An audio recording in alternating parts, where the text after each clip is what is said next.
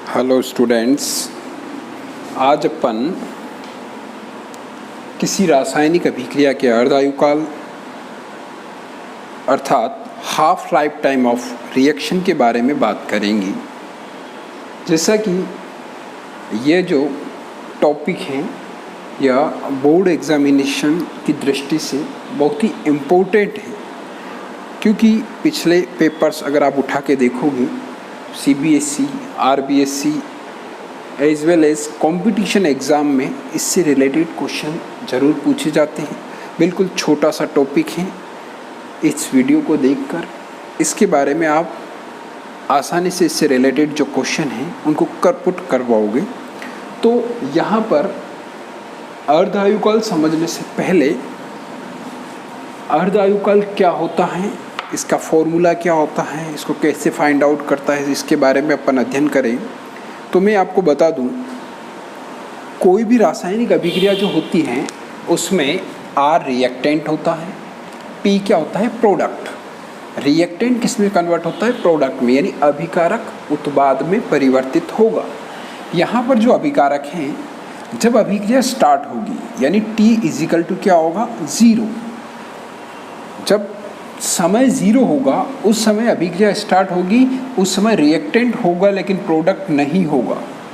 इसका मतलब ये जो है R नोड, ये अभिकारकों की प्रारंभिक सांद्रता है, यानी इनिशियल कंसंट्रेशन ऑफ रिएक्टेंट्स है।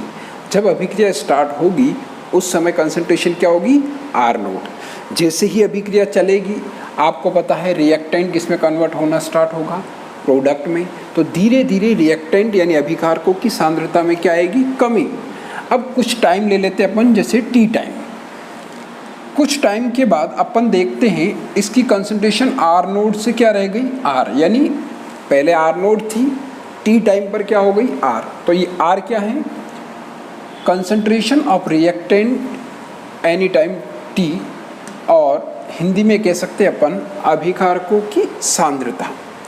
अब अपन ने लास्ट वीडियो में पढ़ा कि zero order reaction, first order reaction जो होती है या सेकेंड ऑर्डर जो होती है, इन सभी के लिए इंटीग्रेटेड रेट इक्वेशन यानी समाकलित वेग समीकरण अलग अलग होती है। जैसा कि आपको पता होगा, लास्ट वीडियो में अपन ने देखा था इंटीग्रेटेड रेट इक्वेशन यानी समाकलित वेग समीकरण, उसमें शून्य कोटि ज़ीरो ऑर्डर रिएक्शंस जो होती हैं, शून्य कोटि की अभिक्रियाओं के लिए समाकलित वेग समीकरण क्या है, K बराबर R naught minus R upon T, या integrated rate equation for zero order reaction क्या थी, K is equal to R naught minus R upon T।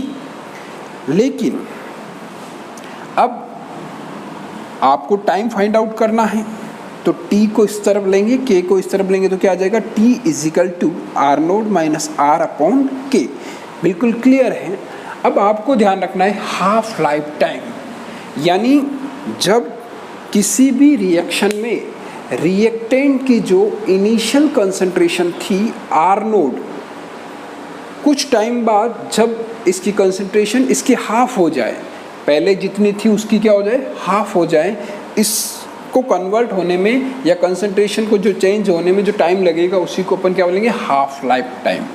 यानी अर्धायुकाल क्या होता है, किसी रासायनिक अभिक्रिया में अभिकारकों की प्रारंभिक सांद्रता को आधी होने में लगा समय। ठीक है, हाफ लाइफ टाइम क्या होगा, इनिशियल कंसंट्रेशन ऑफ रिएक्टेंट जो हैं, इसको हाफ होने में जितना टाइम लगेगा वही क्या कहलाएगा, हाफ लाइफ टाइम। अब ज़ीरो ऑर्डर के लिए अपन बात करें तो अपन एक कंडीशन ले कि अपन जो टाइम ले रहे हैं उसको क्या ले लें, T हाफ। T हाफ का मतलब ये होगा हाफ लाइफ टाइम, यानी ऐसा समय जिसमें रिएक्टेंट की इनिशियल कंसंट्रेशन क्या हो जाए, हाफ। तो T इजिकल टू क्या ले रहे हैं, T हाफ। तो आपको पता है कंसंट्रेशन ऑफ रिएक्टेंट क्या होगी उस टाइम पर, इनिशियल ये है, तो अगर T हाफ ले रहे हो इसका मतलब इनिशियल की हाफ, तो रिएक्टेंट की जो कंसंट्रेशन होगी वो किसके बराबर होगी, R नोड बाय 2। जब भी T is equal to T half लोगे उस समय रिएक्टेंट की जो कंसंट्रेशन होगी वो किसके बराबर होगी, इनिशियल कंसंट्रेशन की क्या होगी, हाफ यानी आधी होगी। तो अपन जहाँ पे भी R होगा वहाँ क्या लिखेंगे, R नोड बाय 2। अब टी की जगह जैसे ही अपन टी हाफ लिखते हैं तो आपको आर की जगह क्या लिखना होगा, आर नोट बाय 2। टी की जगह जैसे ही टी हाफ लिखोगे तो आर की जगह क्या लिखोगे, आर नोट बाय 2। तो टी हाफ इजिकल टू क्या आ रहा है, r naught minus r naught by 2। अब आपको पता है ये आर नोट है, ये आर नोट बाय 2 है, इसको इसमें से माइनस करेंगे तो वैसे तो सभी को पता है, लेकिन जिनको पता नहीं हो वो यहाँ देख सकते हैं क्या आ रही वैल्यू, आर नोट बाय 2। क्या आएगी, आर नोट बाय 2। तो यानी इस पूरे की जगह क्या आ जाएगा, आर नोट बाय 2, और ऑलरेडी के कहाँ है, नीचे। अब यानी जीरो ऑर्डर रिएक्शंस जो होती हैं शून्य कोटि की अभिक्रियाओं के लिए हाफ लाइफ टाइम या अर्ध आयुकाल फाइंड आउट करने का फॉर्मूला क्या हो गया, t half is equal to r naught upon 2 के।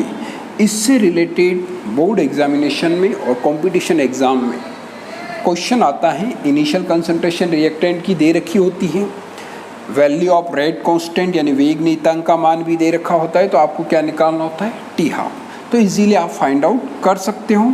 तो इससे रिलेटेड मैं आपको कुछ क्वेश्चंस दूंगा, उनको आप सॉल्व करना है होमवर्क में, ठीक है। तो क्लियर। अब यहाँ पे आपको पता होगा 2 एक कांस्टेंट वैल्यू है, के ऑलरेडी रेट कांस्टेंट है, इसका मतलब ये दोनों कांस्टेंट है, तो अपन क्या लिख सकते हैं, half life time of zero order reaction is directly proportional to initial concentration of reactant. Half lifetime of zero order reaction is directly proportional to the initial concentration of reactant. ये याद रखना है वेरी, यानी zero order reaction का half life जो होती है वो इनिशियल कंसंट्रेशन पर डिपेंड करती है। अब अगर अपन फर्स्ट ऑर्डर की बात करें, बिल्कुल क्लियर है, बिल्कुल इजीली आप समझ सकते हो। अगर ज़ीरो ऑर्डर की जगह अपन फर्स्ट ऑर्डर की बात करें तो इधर देखिए आप, फर्स्ट ऑर्डर रिएक्शंस जो होती हैं इनका जो है समाकलित वेग समीकरण या इंटीग्रेटेड रेट इक्वेशन आपको पता थी, क्या थी, k is equal to 2.303 t log r naught upon r, यही थी। अब यहाँ पर अपन क्या करें, वो की वही कंडीशन रखें, क्योंकि बात वही है हाफ लाइफ टाइम। इसका मतलब हाफ लाइफ टाइम क्या होगा, जब टाइम टी हाफ होगा और कंसंट्रेशन ऑफ रिएक्टेंट क्या होगी, हाफ ऑफ इनिशियल कंसंट्रेशन, यानी समय क्या होगा, टी हाफ होगा और अभिकारकों की सांद्रता प्रारंभिक सांद्रता की क्या होगी, आधी। अब यहाँ पे भी t को फाइंड आउट करना है, तो t को इधर ले ले, k को इधर ले, तो क्या आएगा, t is equal to 2.303 upon k log r naught by r. इधर देखिए आप, अब यहाँ t की जगह क्या लिखेंगे अपन, t हाफ, और r की जगह क्या लिखेंगे, आर नोट बाय 2। तो क्या आएगा, t half is equal to 2.303 k लोग आर नोड और नीचे आएगा आर नोड बाय 2। अब आपको पता है आर नोड से आर नोड कैंसिल हो जाएगा, 2 कहाँ चला जाएगा, ऊपर। तो क्या आएगा, t half is equal to 2.303 upon k log 2। चूँकि आपको पता होगा log 2 की वैल्यू क्या होती है, 0.3010। log 2 की वैल्यू होती है 0.3010। तो इसका मतलब जैसे ही ये वैल्यू आप यहाँ पुट करोगे तो टी हाफ इजिकल टू क्या आएगा, 2.303 अपॉन के इंटू 0.3010। इसको इससे मल्टीप्लाई करेंगे तो आएगा 0.693 अपॉन के। यानी फर्स्ट ऑर्डर रिएक्शंस जो होती हैं उनके लिए हाफ लाइफ टाइम या अर्ध आयुकाल निकालने का फॉर्मूला क्या होता है, T12 = 0.693/K। ये बहुत ही इम्पोर्टेंट फॉर्मूला है। सबसे ज़्यादा क्वेश्चंस अगर आते हैं तो इससे ही रिलेटेड आते हैं, तो आपको ध्यान रखना है।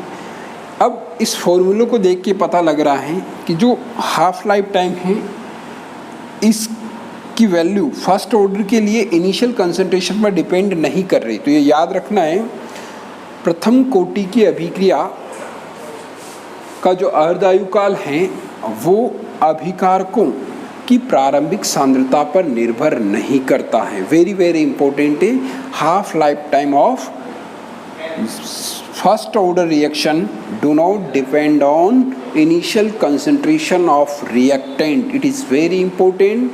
इससे रिलेटेड भी बोर्ड एग्जामिनेशन में डायरेक्ट न्यूमेरिकल भी आता है और कभी कभी हाफ नंबर के मार्क्स में ये दोनों, ये फॉर्मूला और ज़ीरो ऑर्डर वाला जो फॉर्मूला निकाला वो डायरेक्ट फॉर्मूले भी पूछते हैं। इसमें अगर आपको किसी भी रिएक्शन की हाफ लाइफ टाइम निकालनी है तो सिर्फ आपको किसकी वैल्यू देगा, रेट कांस्टेंट के की। ठीक है, और आपको ये ध्यान रखना है टाइम है ये हाफ लाइफ टाइम, तो टाइम की यूनिट हमेशा क्या होगी, सेकंड। तो जब भी इनकी वैल्यू पुट आउट करो, मतलब वैल्यू निकालो आप, उस समय ध्यान रखना है आपको इनके पीछे यूनिट क्या लगानी है, सेकंड। ठीक है, धन्यवाद। इसको अच्छे से पढ़ो।